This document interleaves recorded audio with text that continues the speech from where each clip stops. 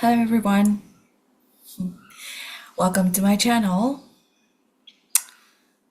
Alright, imagine waking up tomorrow morning and having a thought. Nothing unusual. We have approximately 6,000 to 70,000 thoughts every day, depending on how they are measured. But now imagine discovering that the thought you believed was entirely your own was actually influenced by an algorithm, a social media platform, an AI assistant, a targeted advertisement, a political campaign. Will it still be your thought? This question may become one of the defining philosophical, technological, and spiritual questions of the 21st century. For centuries, humanity has sought to control the external world. Now we are entering an era where the frontier is no longer the world around us. The frontier is the world inside us, the human mind itself. The future may not be about hacking computers. It may be about hacking consciousness. The most valuable resource in history has changed repeatedly. In ancient civilizations, it was land, right? During the Industrial Revolution, it was machinery. In the formation age, it became data. In the age emerging before us, it may be attention, because attention shapes thought, and thought shapes reality. Today, countless technologies compete for one thing, which is your cognitive bandwidth. Social media companies do not merely sell products, they compete for human attention. Artificial intelligence systems increasingly compete for influence. The battle of the future may not be fought over territory, it may be fought over minds. Now, in this part, let's look at brain hacking. When people hear the word brain hacking, they often imagine science fiction, microchips, right? Inserting into our brains, mind-controlled neural implants. Yet brain hacking has already begun. Every notification modifies attention. Every recommendation engine shapes preferences. Every algorithm influences perception. Modern neuroscience demonstrates that the brain is highly adaptable. And this phenomenon is known as neuroplasticity.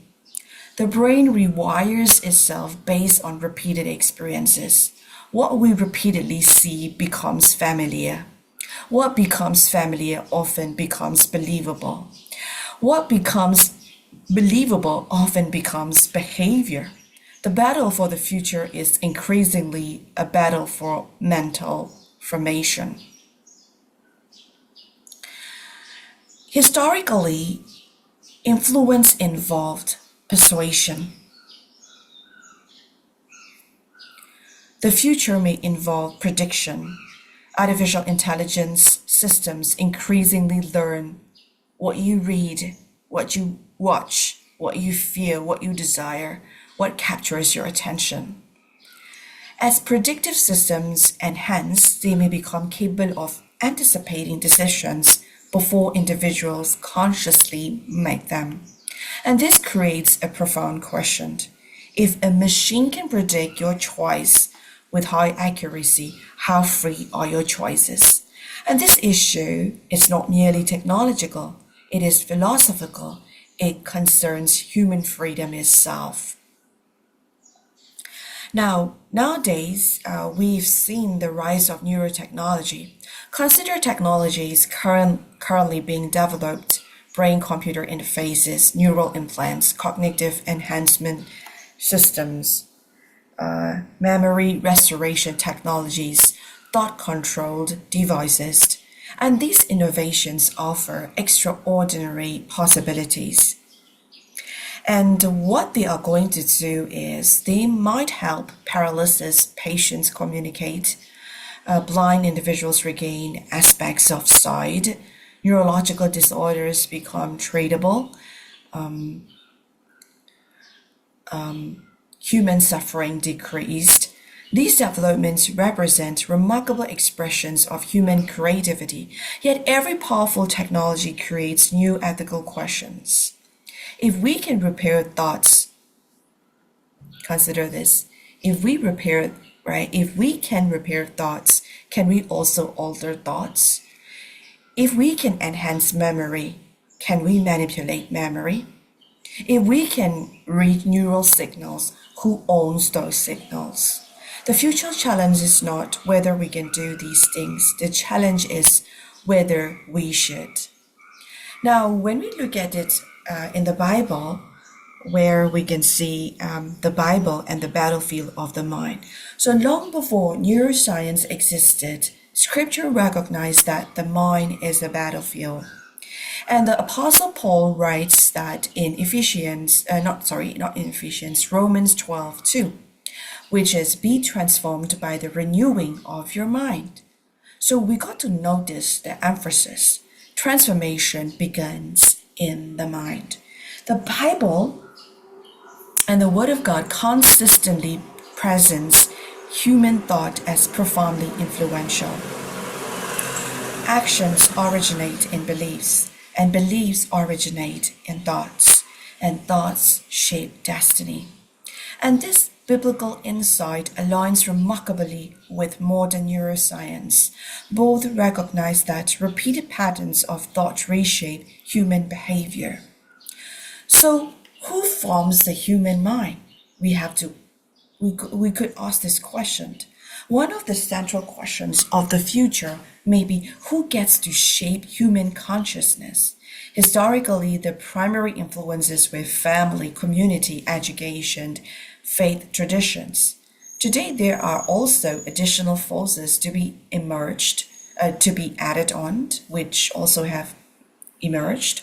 Algorithms, right? Artificial intelligence, digital platforms, and social media platforms, and global information networks. Many people believe they are independently forming opinions, yet often these opinions are being subtly guided by invisible systems. Like, for instance, if you want to make a decision, right, your decision will be steered and guided by your faith, by the faith, your faith in God. So that is a simple example.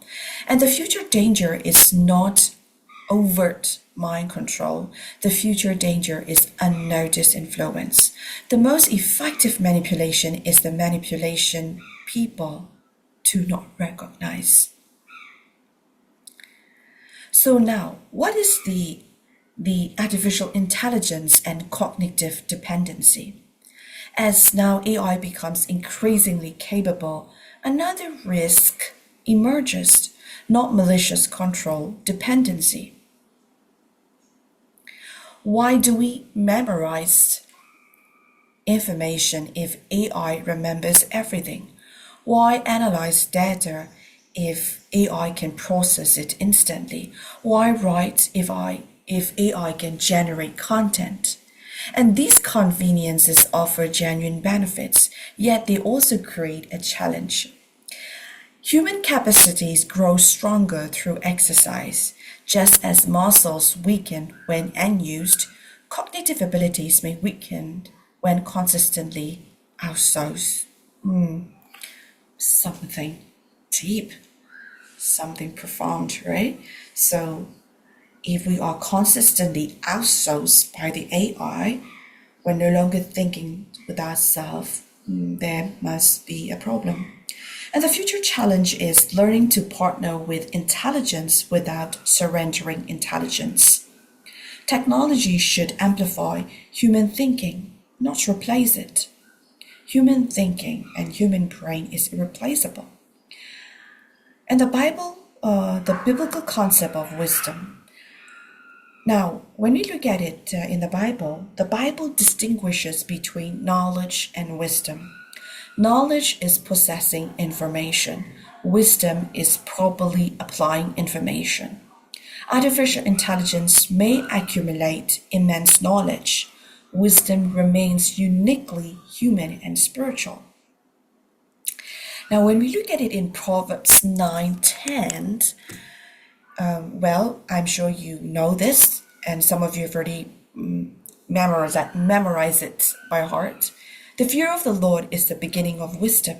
Future societies may possess unprecedented intelligence, yet intelligence alone cannot answer questions such as what is good, what is just, what is sacred, what gives life meaning. And these questions require wisdom, and wisdom cannot simply be downloaded. Now, in this part, let me share it on screen for you.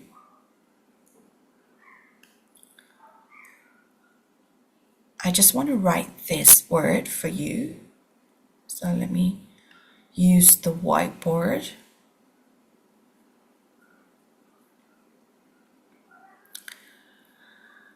Some of you must have been heard about this. I'm not sure, but if you might have heard it. Imago Dei, which is the Latin word, which is the image of God. Imago Dei is the image of God.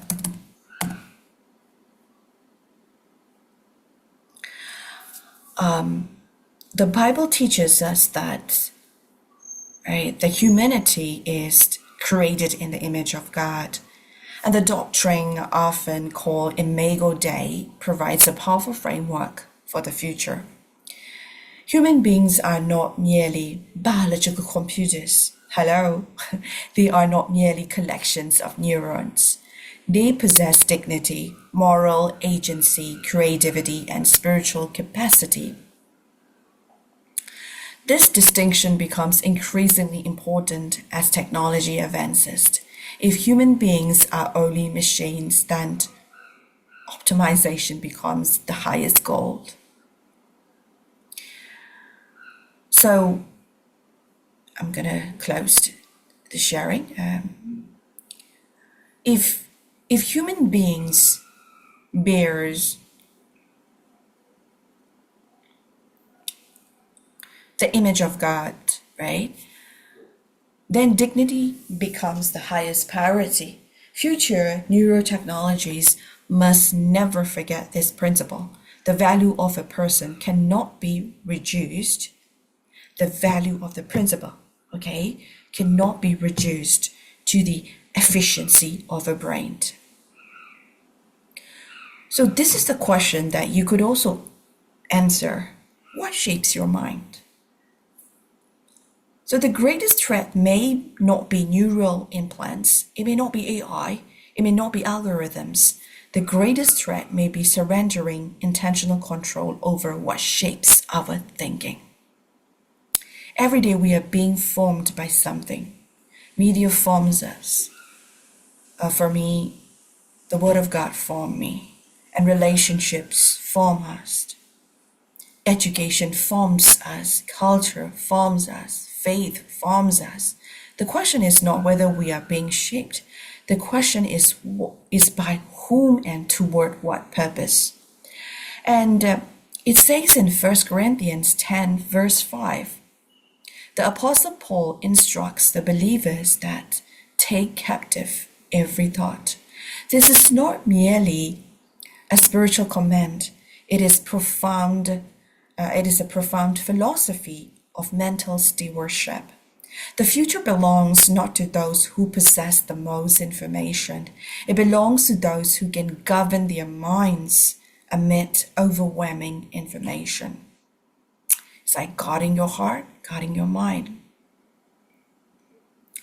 And as a closing for my public lecture for this video, for thousands of years, humanity has explored oceans, right? Continents, space, and atoms. The next frontier may be consciousness itself.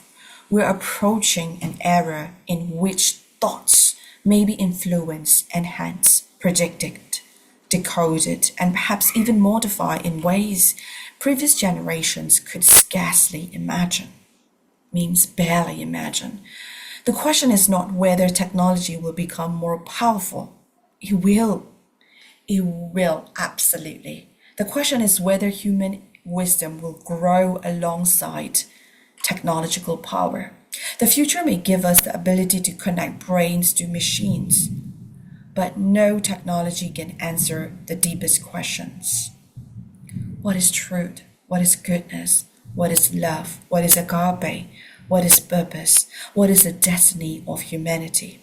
And these remain questions of the soul as much as the mind. Now, as we enter the age of neurotechnology, perhaps the most crucial skill will not be learning how to hack the brain. It will be learning how to guard it. In Proverbs 4:23, it says that above all else, guard your heart, for everything you do flows from it. So in the future, the most important cybersecurity challenge may not involve computers. It may involve the human mind. And the greatest responsibility may be becoming faithful guardians of our inner world. Thank you. So this is the end of my lecture for this video. I'll see you in my next video. I believe this video speaks to you and somehow you've been enlightened. Like it, share it, and subscribe it. And I see you in my next lecture. Goodbye.